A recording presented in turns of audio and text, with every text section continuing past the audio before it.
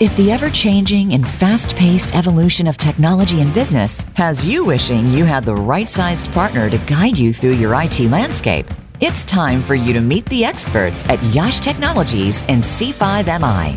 Tech Talk, Managing the New Normal with YASH Technologies and C5MI connects you with the best business experts who are making this happen for companies all across the world. We delve into global business challenges, from SAP S/4, managed services, and the digital workplace, to live factory, infrastructure, and much more. Tune into the Business Channel to hear today's top technology industry experts share their insights on how companies like yours are partnering with YASH Technologies and C5MI to transform their IT landscapes.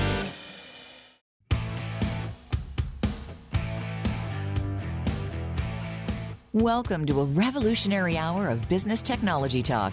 This is Tech Talk, Managing the New Normal with YASH Technologies and C5MI. You'll hear from the experts with the know-how to revolutionize and transform your business for a truly efficient, actionable technology transformation during both prosperous and challenging times. Now, here's your host and moderator, Bonnie D. Graham. And now I want to pass the baton to our next speaker. He is ready and waiting. I think he's ready and waiting. It's Jacinto Arauz, and he's going to talk about mid-market companies. And this may be a point of some confusion. John Gretter graciously gave us a definition, which I know Jacinto wants to talk about. Jacinto has been with YASH for 11 years. That's a long time today in today's job market. Jacinto, I applaud you. He's the VP of mid-market for YASH Americas, and he has a background in software engineering, sales, and marketing focused in manufacturing and wholesale distribution. Jacinto, welcome. Please talk to us. Introduce yourself a little more. Go ahead. Oh, you did a really great job. And I'm really excited to be here with this great group of people. We're talking about mid-market companies. It all depends on the type of companies you're representing. In this case, we're talking about SAP, right? So mid-market refers to companies under $1 billion.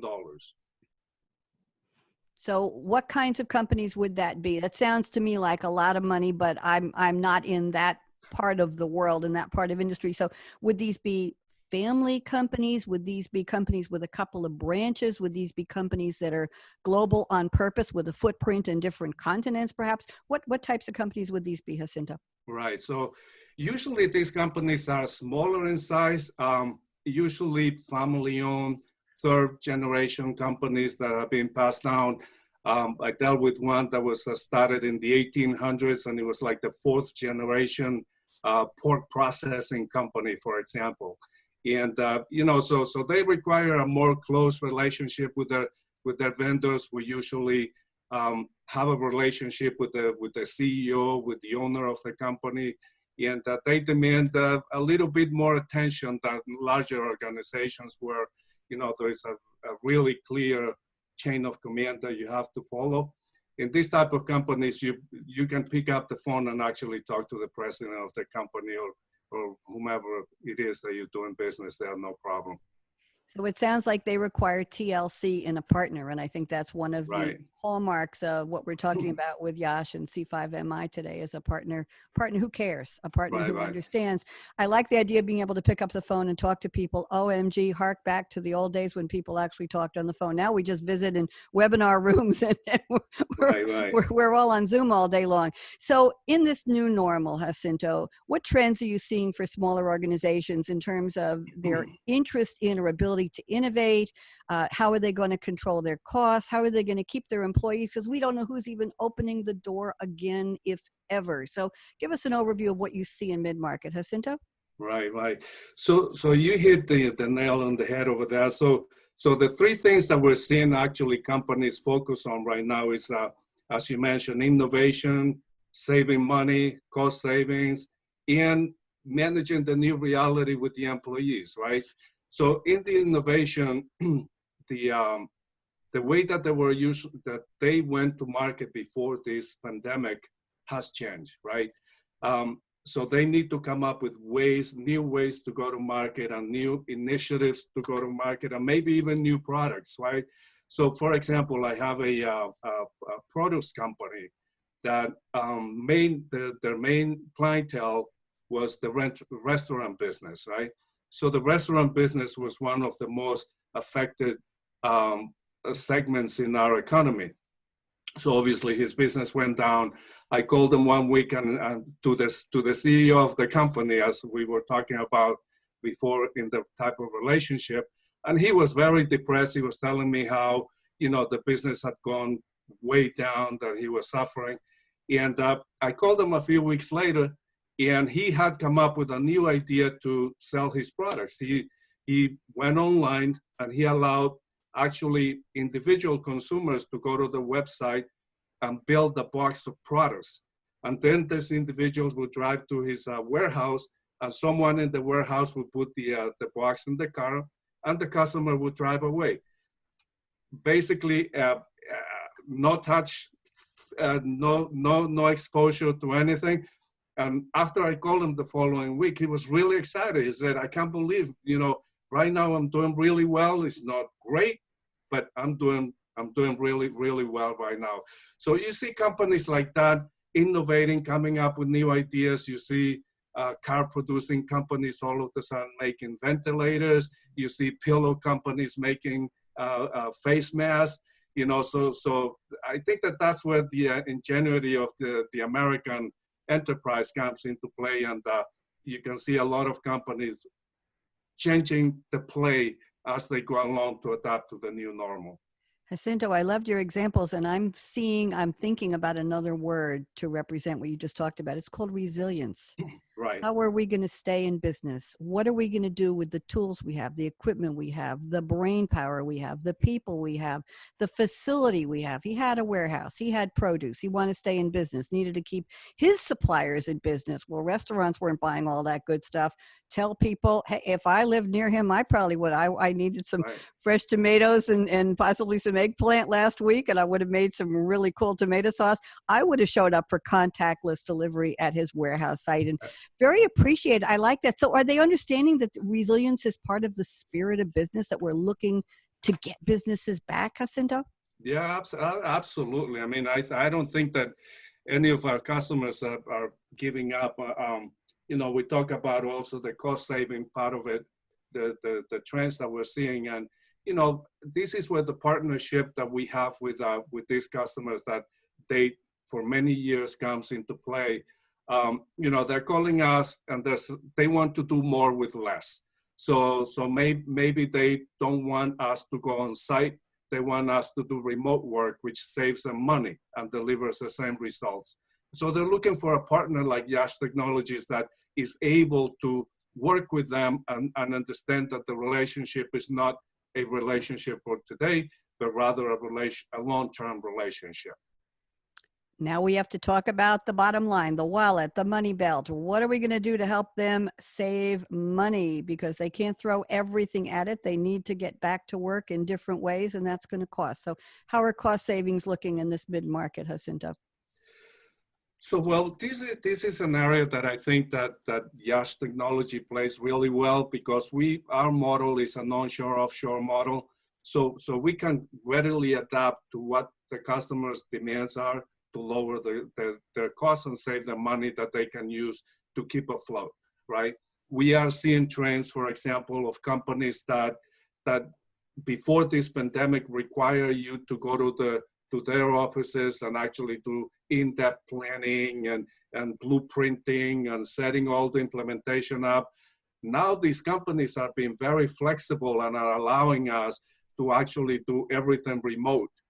What is interesting is that they're finding out that the old model can be morphed into something that is different, that gives them more value for what they're receiving. So that's one of the trends that we're seeing. The other area that I mentioned, it was the employee retention and satisfaction. Yep. So this pandemic has forced many companies that never embraced the working from home type of model to actually do it. I have a customer that actually never worked from home, and I have a friend that works over there, and she was telling me that the CIO mentioned that, why do we need to go back to the office ever again? you know, we can actually do all the work that we're doing from home and actually use the office as a satellite. Instead of using the home as a satellite office, now the satellite office is going to be at the actual headquarters, which can be used to have, you know, monthly meetings and maybe they have to meet with vendors and such, but not a 100% place to go to work every day. Interesting perspective. Jacinto, I want to talk a little bit about, as companies need to be resilient and reprioritize, retool, YASH has to enter the new normal as well. So I know there are a couple of ways that the organization is getting ready to provide solutions and services for companies that need them right now. So can you talk to me a little bit about digital supply chain management, maintenance management, and we'll finish up with cloud analytics. I know people will be excited to hear about that. Go ahead, Jacinto. Right. So part of the job that we do here at YASH Technologies is we need to be reimagining the future and understanding what are the customers thinking, right? So we are thinking, we're an ERP company. We sell and implement ERP solutions, but we know that because of this pandemic, our customers are going to be looking for areas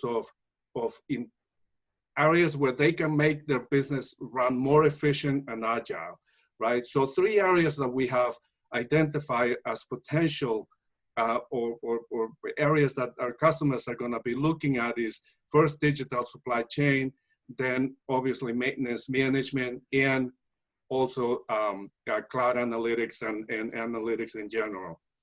And in the digital supply chain, we're seeing that the supply chain has been disrupted. I mean, you see it on TV every night, even people that never use the word supply chain management is now a common word on TV when you watch the news and whatnot.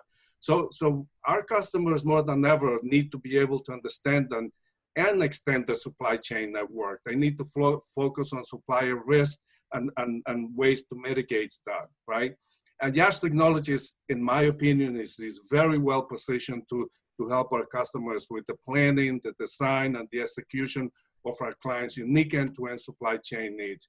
We have decades.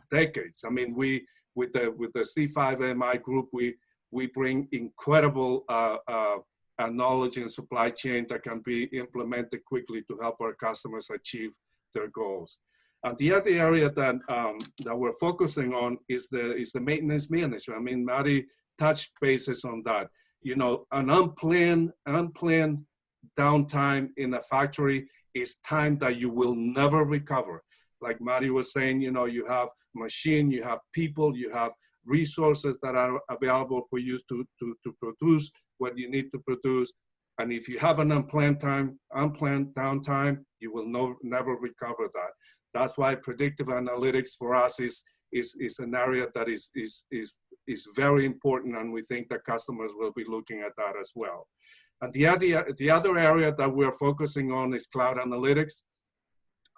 In the past, businesses were happy with evaluating data from yesterday, right? So they have their data warehouse, they load the data at night, and then they go in and they try to get reports to work with and negotiate the next day. With this pandemic, businesses are going to be required to do real-time analytics with real-time data from today. So that's an area that YASH Technologies also has a very strong practice, and we feel that our customers will be well served with us. Jacinto, when you were talking about companies can't afford downtime right now, it reminded me of another couple of keywords. One is you lose the trust of your customers and your reputation suffers.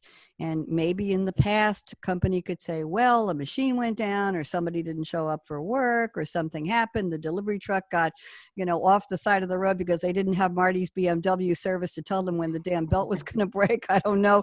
But now, you really can't afford, because people are going to say, hey, you've had 2-3 months off. What were you doing? You're back in business. We expect service. We expect supply chain delivery. We expect a smile. We expect a good price. And if you want to still be having us as customers, you have to do it right now. You had your vacation, quote unquote, and you got to come out kicking. So Jacinto, I just want to get you to wrap up because we are just about ready for your colleague, Yogesh Nagpal. So Jacinto, parting words, please.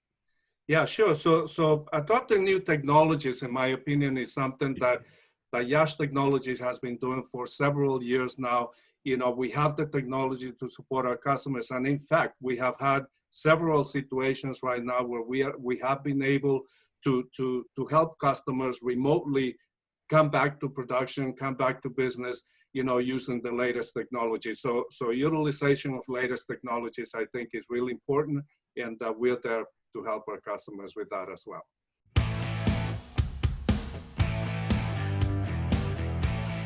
Thank you for tuning in to Tech Talk, Managing the New Normal with YASH Technologies and C5MI. To keep the conversation going, tweet your questions and comments to YASH_tech or email john.gretter@yash.com. That's john.gretter@yash.com. We look forward to hearing from you.